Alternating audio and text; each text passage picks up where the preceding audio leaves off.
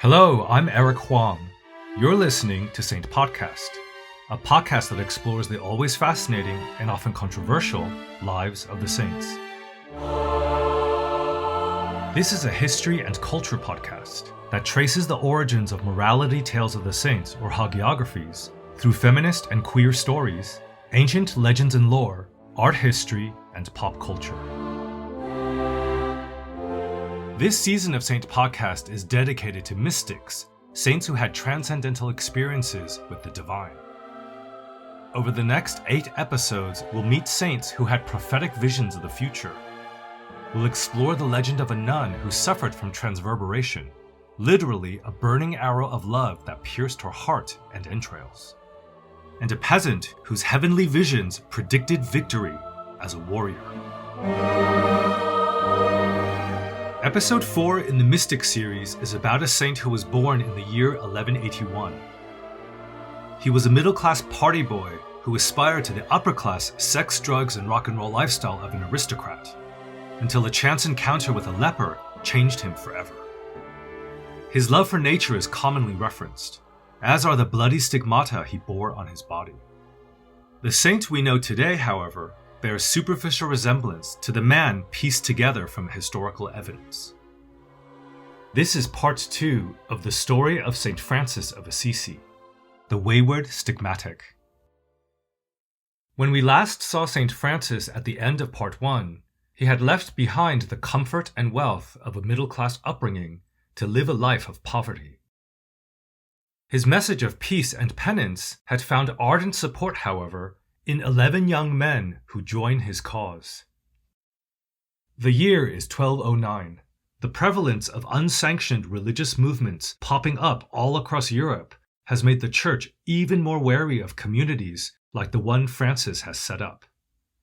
At the urging of Bishop Guido, Francis travels to Rome with his 11 followers to petition Pope Innocent III for an endorsement of their lifestyle, and therefore official protection by the Church.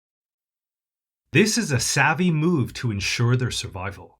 As an official religious movement backed by Rome, Francis and his followers would no longer be challenged and attacked by the general public. It'd be a crime to do so. The men elect Bernard of Quintavalle as their leader to decide the route and itinerary, and all 12 journey to Rome. It just so happens Bishop Guido is also in Rome. This is fortunate because it's unlikely the Pope would have met with Francis without Guido's presence. Though quite infamous in his local duchy, Francis is a nobody in the rest of Italy, not to mention Rome, the capital of Christendom. At any rate, Francis isn't granted the pleasure of meeting the Pope immediately. Cardinal John of St. Paul is assigned to Francis to assess this strange poverello and find out what he really wants. The cardinal is an austere Benedictine monk, known for his work subduing the Albigensians, a Cathar sect in southern France. Like most mainstream Christians, Cardinal John views the Cathar Christians as heretics. He's suspicious of Francis at first. The poverello's exhortations on living in poverty sound dangerously similar to the Cathar view that the material world is the realm of the devil. Despite initial reservations, hagiographies describe Cardinal John's high esteem of Francis upon their acquaintance. The cardinal not only sets up a meeting, but urges Pope Innocent III to agree to Francis's requests.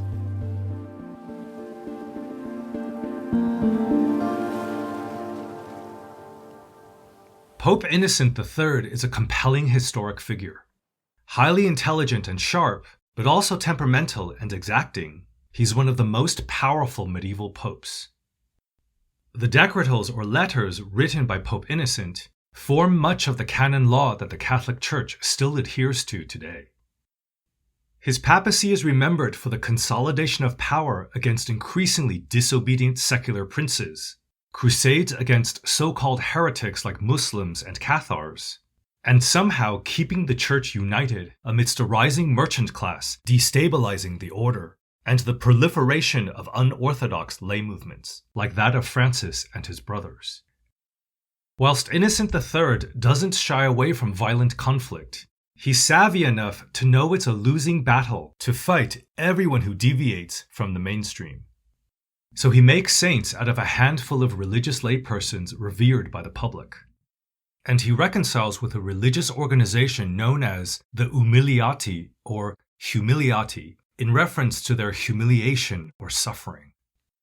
Here's a tract written about the Humiliati by an unknown chronicler around the year 1180. At that time there were certain citizens of Lombard towns who lived at home with their families, chose a distinctive form of religious life, refrained from lies, oaths and lawsuits, were satisfied with plain clothing, and argued for the Catholic faith. They approached the Pope and besought him to confirm their way of life. This the Pope granted them, provided that they did all things humbly and decently, but he expressly forbade them to hold private meetings or to presume to preach in public.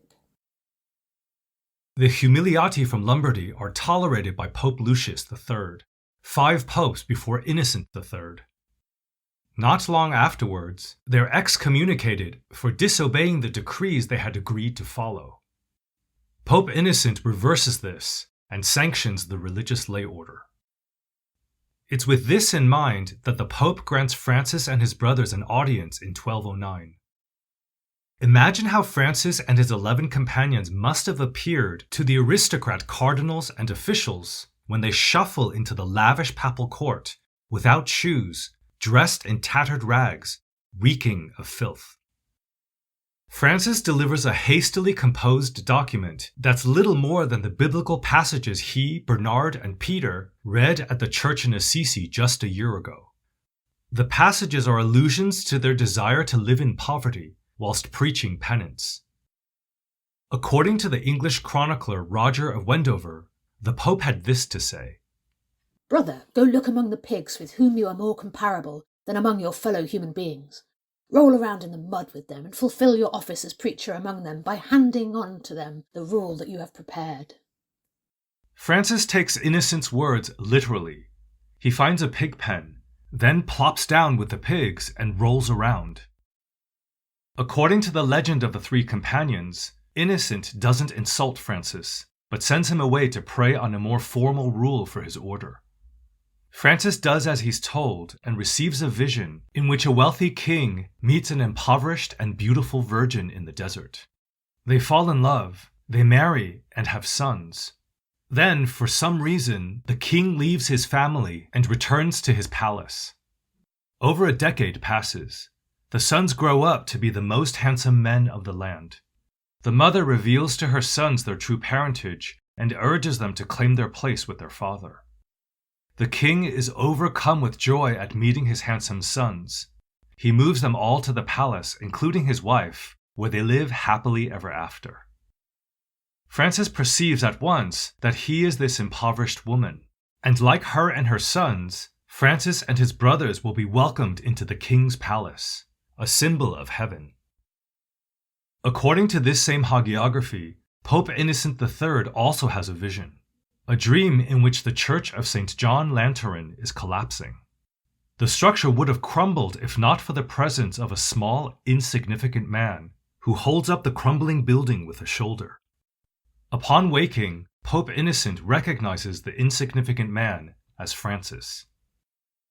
When Francis reappears before the Pope, either covered in pig filth or alternately with visions fresh in both men's minds, Innocent grants permission for the formation of a religious lay organization. Its members are allowed the privilege to live under a strict rule of poverty with no fixed abode, and allowed to preach their message of peace as long as they don't, like the Humiliati, discuss matters of theology. Cardinal John is then appointed as liaison between the brothers and the papacy. Francis calls the new organization minoritas, or lesser brothers, a reference to their status as lowly men who, according to Francis, are, quote, simple and subject to all. In time, the lesser brothers would come to be known as the Friars Minor. It might seem odd that Pope Innocent III, the leader of perhaps the wealthiest state in Europe, would sanction a movement whose very existence is about the evils of amassing material wealth. But it's a very savvy move. For Innocent, welcoming the friars minor as an official order of the church means they're now subject to his rule, under his control. For Francis, the blessing from the Pope, although only a verbal one, means protection for the friars minor. Protection from attacks by both the general public and from church officials as the movement's profile grows. But protection isn't given without compromise. The first one the friars make is new haircuts. All 12 men submit to the tonsure, that friar tuck hairstyle which officially marks every monk. Freshly shorn, the new friars minor wander home preaching. News of the Pope's decision isn't widely known, and the friars minor are greeted with the usual derision. About 20 kilometers south of Assisi, Francis decides that it might be more effective to preach to the birds gathered in the trees instead of the scores of scornful people at every stop. So that's exactly what he does. Here's an account of what Francis says to the flock of doves, crows, and other birds gathered in the trees around them.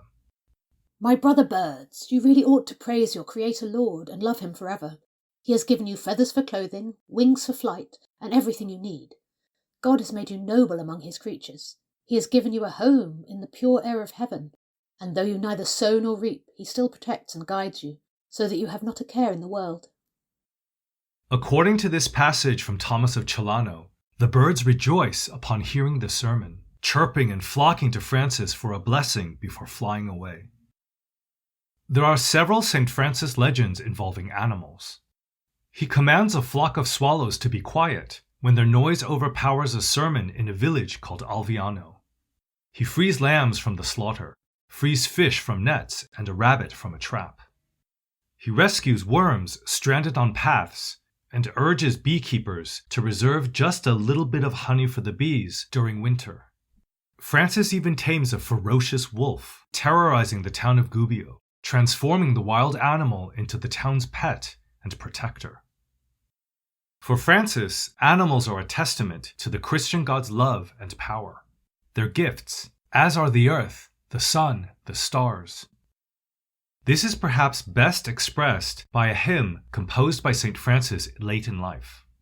It's called Canticle of the Creatures, or Canticle of the Sun, a heartfelt homage to the natural world, which Francis says, quote, "We use every day and without which we cannot live." In the hymn, he addresses the sun and the moon as brother and sister. The wind and fire are also brothers. Water is sister water, and the earth is sister Mother Earth. Brother sun gives us light. Brother wind creates the varied weather on earth. Sister water is precious and pure, while sister Mother Earth sustains us all. Francis extols the simple pleasures in flower buds, singing birds, gentle summer weather. It's these simple pleasures from nature, from God, that now evoke in the Poverello the best qualities of courtly romance and deeds of chivalry, not the riches, glory, and power he used to pursue. An English-language translation of Canticle of the Creatures is on the Saint Podcast website. The Friars Minor number around 40 by 1211. Numerous anecdotes from around this period demonstrate Francis's humility and thought processes. A former knight named Angelo Tarlati chases away thieves who come to Portiuncula to steal what little food the friars possess. When Francis learns of this, he urges Angelo to find the thieves and give them the food they obviously need so badly. Another time, a farmer becomes irritated at the friars' presence in his stables and makes a show of the difficulty he has settling in his donkey around the men. Rather than get upset or renegotiate with the farmer to stay another night, Francis urges the friars to leave at once. The Poverello's focus on peace and maintaining a life devoid of ego is exemplified by diplomatic missions in which he reconciles political opponents by example. In 1225, the Podestà of Assisi, who is the civic leader of the city, comes into conflict with Bishop Guido, the spiritual head. Guido excommunicates the official, who retaliates by forbidding business transactions with the bishop. Francis, who's in the midst of composing his Canticle of the Creatures, adds the following stanza in response to the conflict. Praise be to you, my Lord, for those who pardon for love of you, and support illnesses and tribulations. Happy those who will endure these in peace. For you, Most High, they will be crowned. Francis invites the podestà, the bishop, and their associates to Guido Bishop's palace, where the brothers sing the lines. Humbled by the simple words of forgiveness and love, the men reconcile. Hagiographies record many miracles performed by St. Francis. He's said to have turned water into wine to heal himself. Those who touch his filthy rags or eat loaves of bread blessed by him are healed of all ailments. A man named Gualfreduccio from Città della Pave obtains a piece of rope Francis had used for a belt. Gualfreduccio dips the cord into water, which heals everyone who drinks it. Francis himself heals a disabled boy in Toscanella. He mends a woman's shriveled hand in Gubbio and restores sight to a blind woman in Narni. The Poverello also exorcises 2 demoniacs, people possessed by demons. And there are 2 instances in which St. Francis foretells the future. 2 attested events greatly shape Francis's life and European history. One involves an aristocratic teenager named Chiara Ofreduccio, whom we know as St. Clare. The other is a week spent in the company of al-Malik al-Kamil, the Sultan of Egypt. Chiara, or Clare, is born in Assisi in 1193. She's one of Count Favarone Schifi's 3 daughters, the eldest. By all accounts, Clare is intelligent and strong-willed. She's drawn to religion from a very young age and rejects the young aristocrats her parents arranged to become her husband. When Clare sees Francis preach at the Church of San Rufino one day, she makes up her mind to join him. On the 20th of March, 1212, on Palm Sunday, Clare sneaks away from her parents' palazzo to Portiuncula. Francis cuts her hair in a tonsure, covers it with a nun's veil, and exchanges her fine clothes for a sackcloth. The friars then escort Clare to a Benedictine convent about 2 miles away. When Clare's uncles track her down, she's moved to another convent, where they track her down again. Francis eventually installs her at San Damiano, the church where the crucifix spoke to him so many years ago. In the near future, Clare will establish a convent here and become abbess of a Franciscan order called the Poor Ladies, later renamed the Poor Clares. Francis's meeting with the Sultan of Egypt, al-Malik al-Kamil, a title which translates to the Perfect King, is well attested in European Crusader chronicles and also in Islamic records. Pope Innocent III organizes the Fifth Crusade to recapture Jerusalem.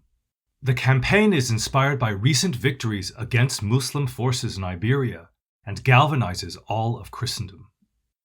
It's within this context that Francis journeys to Egypt to meet the Sultan, with the singular goal of converting him to Christianity. After several aborted attempts to reach Muslim lands, Francis and a handful of other friars arrive at Damietta on the Nile Delta in the year 1219.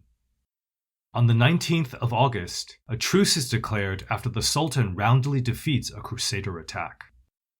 During the ceasefire, Francis takes Brother Illuminato of Reti and crosses the border against the advice of all combatants and church prelates. Shouting "Sultan, Sultan" as he walks into Al-Kamil's camp, Egyptian soldiers arrest the friars. Every hagiographical source describes how magnanimous Al-Kamil is to the captive friars minor. Francis and the Sultan hold a debate. Which religion is better, Christianity or Islam? According to the Legenda Mayor, Francis proposes a trial by fire.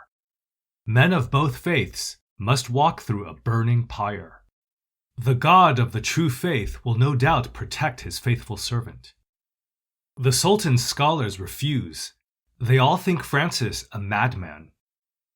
Undeterred, Francis announces he's happy to walk through the fire alone.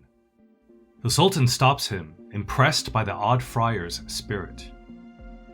Francis and Illuminato are Al-Kamil's guests for a week. They depart unsuccessful in their mission, but return impressed by the monarch's hospitality and intelligence.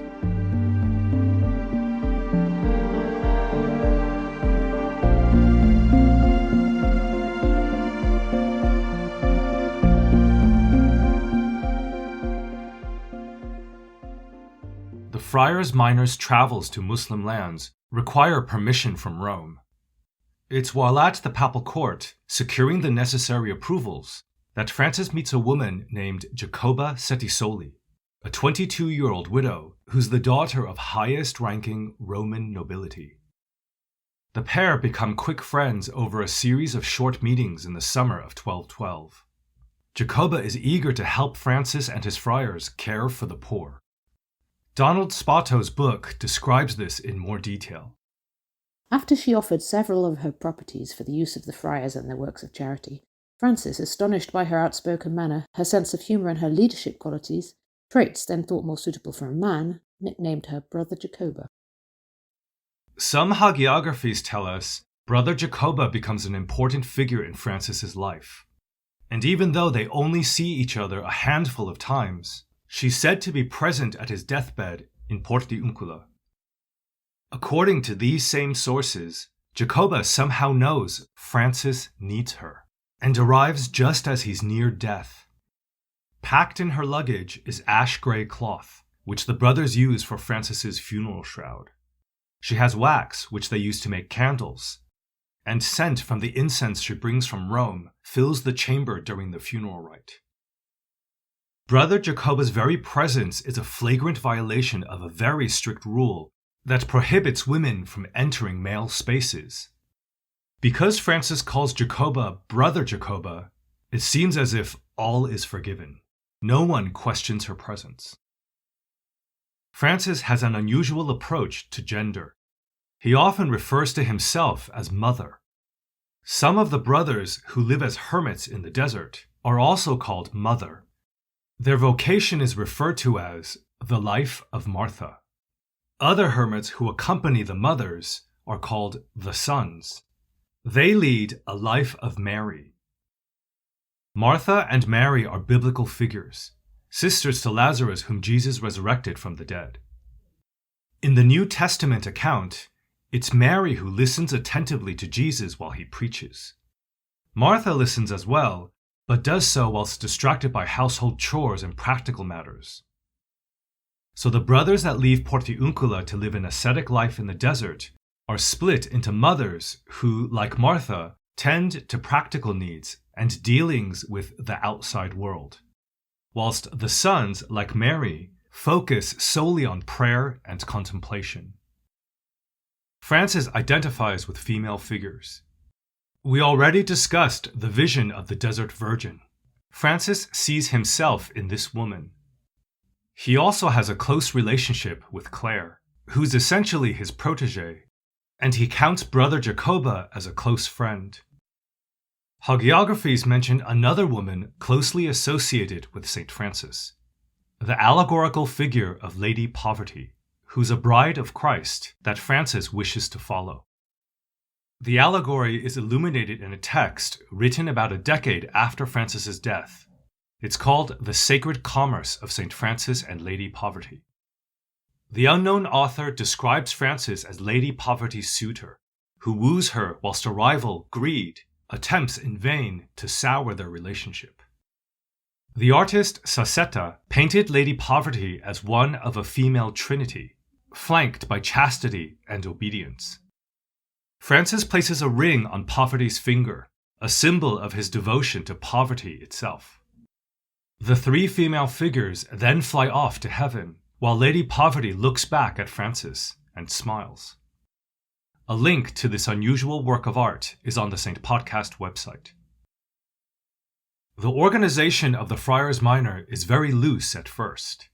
Once Pope Innocent III accepts Francis's rule, and once membership of the order swells, formal structures have to be introduced. One of these is the general chapter. All religious orders are required by Rome to hold a yearly conference called a general chapter. The heads of the order gather to discuss the progress of their mission, logistical issues, changes to their practice.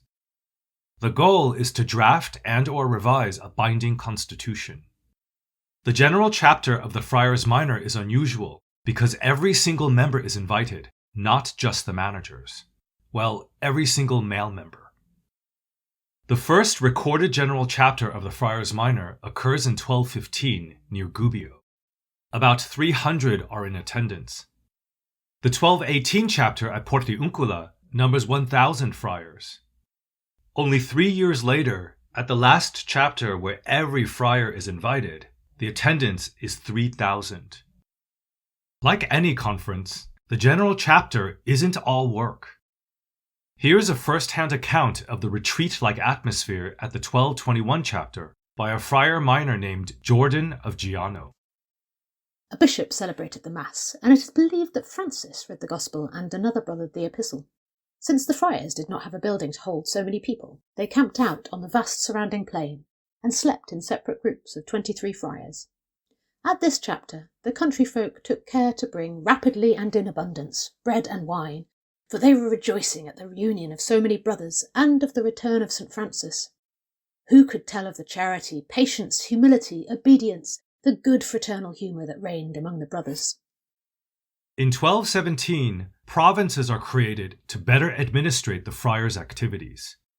This necessitates a hierarchy of brothers who administrate each province.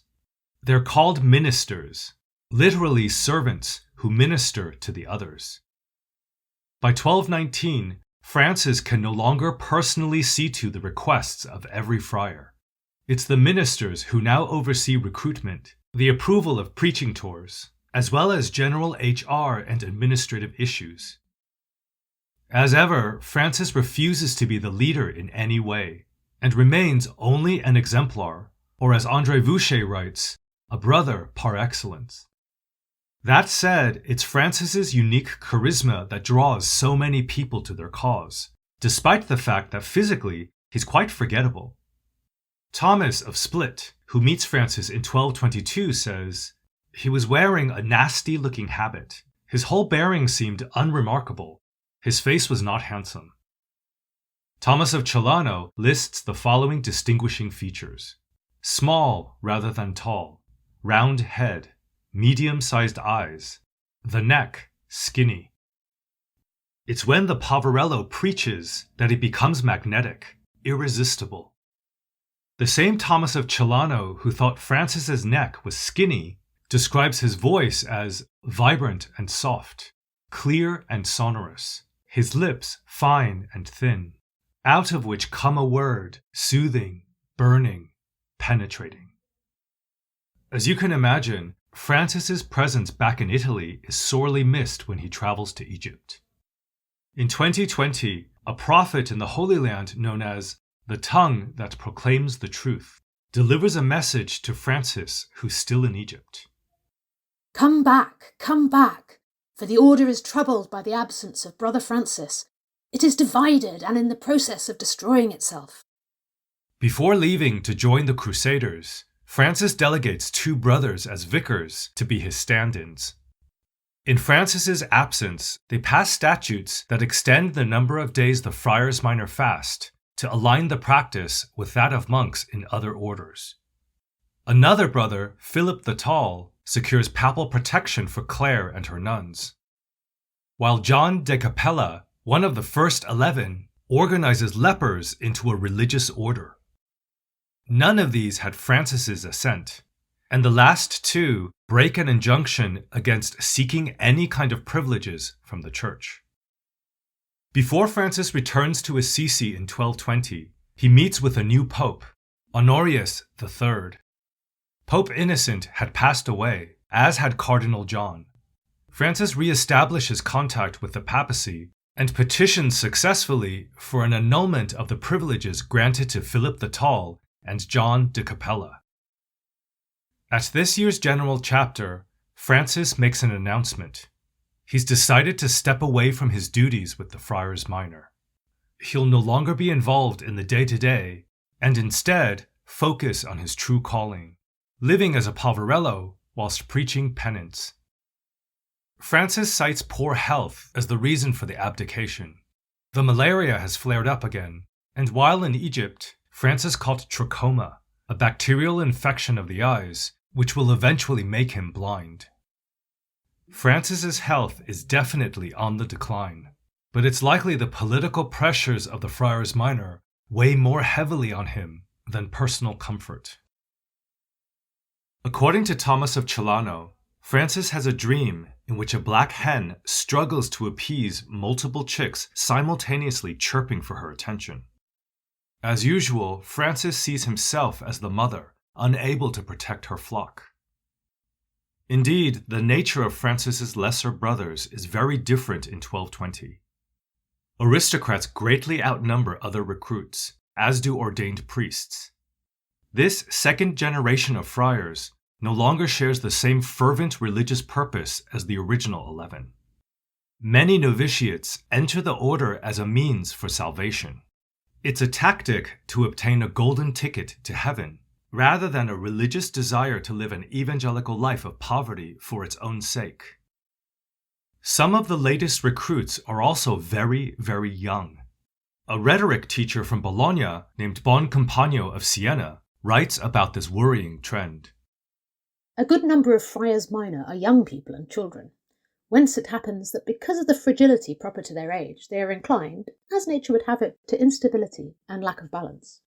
These, indeed, have reached such a degree of foolishness that they wander about without any discernment throughout the cities, towns, and remote places, while putting up with horrible and inhuman suffering which makes martyrs of them. Francis steps down and appoints his old friend, Peter Catani, as his successor. Peter dies the following year, however, and Brother Elias takes over. In 1221, Francis meets Pope Honorius again to submit a formal rule for the order, which we now call the First Rule. The rule is rejected for being too radical. Francis delivers a revised rule the following year. After lengthy discussions and additional revisions by church scribes, Honorius accepts this watered-down version, known as the Second Rule. A cardinal named Ugolino is appointed to take the place of the deceased Cardinal John as the Friars Minor's new liaison. Although the Second Rule is a heavily edited version of the First Rule, the basic tenets of poverty are retained. Newly introduced are a basic hierarchical structure, as well as a process for accepting new recruits. The biggest change is Francis's requirement that all friars work. It's modified into a privilege granted to those who wish to undertake it. Many of the rules and regulations are aligned with standard monastic legislation to combat the most worrying and most frequent offenses. These include punishments for heresy and for the act of fornication, having sex with other men. 2 years after the publication of the Second Rule finds Francis in a state of anxiety. The pace of change within the order accelerates. Francis is at odds with friars he no longer knows personally, many of whom he's never even met. But the problems are more than just personal. Groups of friars begin setting up permanent residences, monasteries. And Pope Honorius begins using their swelling ranks, influence, and wealth to enforce papal law, granting the Friars Minor the authority to excommunicate, conduct mass, hear confessions, and later employ torture in witch trials and inquisitions. Whilst Francis is surely disappointed by all of this, the overriding sense is that the Poverello recognizes he's no longer able to lead the friars. Times have changed. It's like the visionary founder of a startup who reluctantly steps aside when the company reaches a certain size, or when changing business requires a different management style and maybe a completely new strategy. Francis spends much of his time on religious retreats. His declining health also requires a lot of attention. Brother Rufino and Brother Leo, who's Francis's secretary, are nearly always at his side. The hagiographies mention a great temptation around this time, which Francis succeeds in subduing. The references are vague though, so we don't know what it is. Could it be vanity over the loss of control of the Friars Minor? Did Francis attempt a coup? According to Thomas of Celano, Francis is delirious from malaria one day and shouts out whilst in a barely conscious haze, "Who are these who have ripped my order and my brothers out of my hands? If I live until the general chapter, I will really show them what my will is." In 1224, Francis and Brother Leo retreat to a wilderness region in Tuscany called Laverna. It's here where Francis writes Praises of God, a hymn exalting the Christian Creator by highlighting virtues of charity, meekness, humility, sweetness. Francis would later give the hymn to Brother Leo, who would in turn entrust it to St. Clare's successor at the Poor Clares. It's also at Laverna, one September morning, that Francis receives the Stigmata. There appeared to him a seraph in the beautiful figure of a crucified man, having his hands and feet extended as though on a cross, and clearly showing the face of Jesus Christ. 2 wings met above his head, 2 covered the rest of his body to the feet, and 2 were spread as in flight. When the vision passed, the soul of Francis was afire with love, and on his body there appeared the wonderful impression of the wounds of our Lord Jesus Christ. An angel with 6 wings burns the wounds from Christ's crucifixion onto St. Francis's body. We covered this phenomenon in detail in the Halloween episode, Stigmata and the Bloody Wounds of the Crucifixion. Have a listen if you've not done so already. Francis doesn't tell anyone about the Stigmata. It's only upon his death that the bloody marks are revealed. When an illness cuts short a preaching tour in February of 1225, Francis convalesces at San Damiano, where Clare and her nuns care for him. Worried that Francis's condition isn't improving, Brother Elias convinces the Poverello to undergo medical procedures. The treatments include cauterizing the temples with a branding iron and puncturing the ears to release humors. They don't help at all. A feverish Francis vomits so much blood that all are convinced death is near. Miraculously, Francis recovers and writes the document Testament. It's a memoir of sorts, a remembrance of himself and the life of poverty he chose. It's very critical of the evolution of the Friars Minor, and a last-ditch effort, it seems, to record his original vision of the Lesser Brothers. It's a very personal text, angry at times. The year is 1226. Francis is dying. He spends time at Bishop Guido's palace, where he finishes Canticle of the Creatures, and reconciles the bishop with the podesta. His last few days are spent in a hut at Portiuncula, surrounded by those closest to him. He sings psalms the entire time, much to the scandal of some of the brothers, as it's customary to die in quiet prayer and contemplation. It seems the spirit of the wayward Francesco of his youth is still alive in the Poverello. Francis ignores the criticisms to loudly sing praises till the very end. According to the Assisi compilation, this is when Brother Jacoba visits. Along with the other supplies, it's said that she brings him a gift, mostacciolo, a sweet almond cake, Francis's favorite, which he devours. Sometime during the night, between the 3rd and 4th of October, in the year 1226, Francis dies.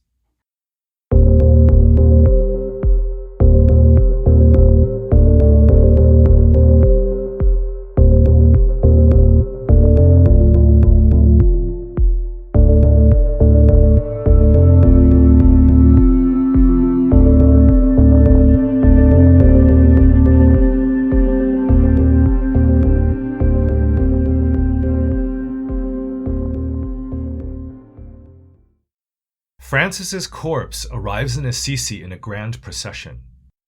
It stops briefly at San Damiano for Clare and her nuns to say their goodbyes. The burial takes place at the Church of San Giorgio, Francis's childhood parish. but it wouldn't be Francis's final resting place. In 1253, the magnificent Basilica of St. Francis in Assisi would be consecrated. The body of the Poverello is placed in the crypt, where it remains today. The basilica is now an UNESCO World Heritage Site, and one of the mother churches or bases for the Franciscan order. It's a beautiful building with many medieval masterpieces inside. But everything about it goes against Francis's rule of poverty and his wish for a simple burial at Portiuncula. Decades earlier, before the creation of the basilica, Pope Gregory IX declares the Poverello a saint on the 16th of July, 1228. Gregory is the name taken by Cardinal Ugolino, Francis's old advocate, who becomes pope in 1227. It's Ugolino, Pope Gregory IX, who's responsible for the enduring legend of St. Francis. Ugolino has always been an admirer of the Poverello. He's also another very savvy politician. Linking himself to the very popular figure of St. Francis, whom he himself just canonized, casts an aura of righteousness to the new pope's reign. The evolution of the Friars Minor into the Franciscan order of today takes centuries. Brother Elias regains control of the order in 1232 and leads the charge to build the Grand Basilica with the backing of Pope Gregory. With Elias at the helm, the Friars Minor become just another religious order with property and collective wealth. Francis's beloved brother Leo and Bernard of Quintavalle lead unsuccessful bids to return the order to its roots of poverty. The infighting becomes so fierce that Bernard goes into hiding for fear of deadly reprisals from Elias. It's a regretful end to the first 11 brothers from the Golden Age. Factional disputes between those who wish to reinstate a strict interpretation of Francis's testament and reformers who promote a relaxed interpretation of poverty continue to plague the order for centuries. Numerous groups splinter off, particularly in the 14th century, and are subsequently accused of heresy, persecuted by the Inquisition.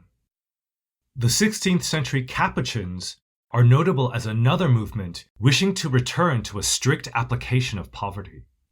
Their efforts to reform the Franciscan order are met with violent resistance, before finally being accepted as a more austere branch of a larger Franciscan organization. Today, all surviving factions are unified as one Franciscan order, comprised of 3 branches that very roughly mirror conservative, moderate, and liberal applications of Francis's testament. Like other monastic orders, the Franciscans have been deeply involved in the dark machinations of global politics, from inquisitions to colonial conquests and the slave trade.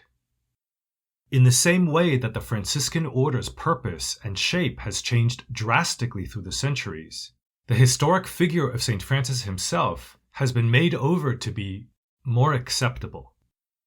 The most ubiquitous contemporary images of the Poverello show a smiling monk cooing at birds or petting dogs. Francis's anti-capitalist views have been erased. If St. Francis were alive today, I don't think he would dwell on this. The Poverello would simply continue to lead his life as an example, as he's always done, convincing a new generation that the pursuit of being rich and famous is a hollow one. And really, St. Francis ought to be pleased. His messages of poverty and peace have inspired grassroots movements outside the church, just like the original 11 brothers, to rebel against extinction, tackle inequality, rein in capitalist greed. As this year's United Nations Climate Change Conference comes to a close, its focus on water, clean energy, compensation for poorer nations, and the fate of the planet we live on, Francis's exhortations are more relevant than ever. Here are 3 stanzas from St. Francis's Canticle of the Creatures that illustrate exactly this. Praised be you, my Lord, through sister water, which is very useful and humble and precious and chaste. Praised be you, my Lord, through brother fire, through whom you light the night, and he is beautiful, and playful, and robust, and strong. Praised be you, my Lord, through Sister Mother Earth, who sustains us and governs us, and who produces varied fruits with colored flowers and herbs.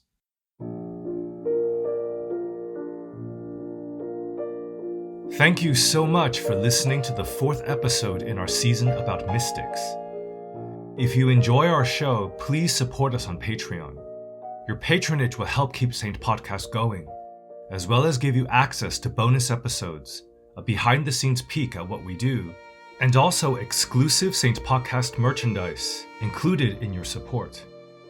Head to www.patreon.com/Saint Podcast for details.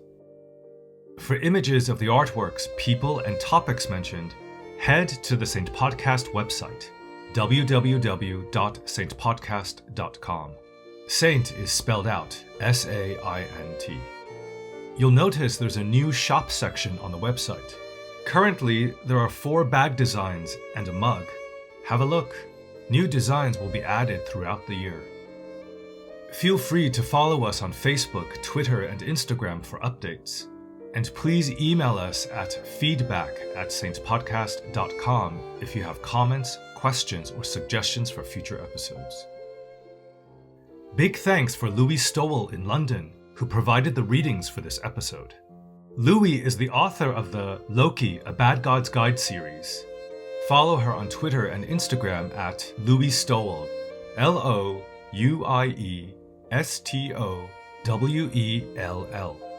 We're excited to have Louis be a part of this episode because her father, an early supporter of Saint Podcast, is named Francis. Thank you so much, Frank, for all the encouragement when I first started. All the original music was composed and performed by my friend Stephen Vasecki, a musician and maths teacher in Los Angeles. Have a listen to Stephen's music on his SoundCloud page. The link is on our website. The next episode in Season 2, Mystics, is about a saint whom we met in this episode. She's born an aristocrat and gives up a life of privilege to found one of the first monastic orders for women. Her miraculous ability to hear and even see Mass when she's too ill to attend makes her the patron saint of television. Despite giving her name to countless churches, schools, hospitals, cities, and a county in California nicknamed Silicon Valley, her story and contribution have been obscured by the fame of her mentor, St. Francis. Stay tuned for the story of St. Clare of Assisi, the mighty abbess in the shadows.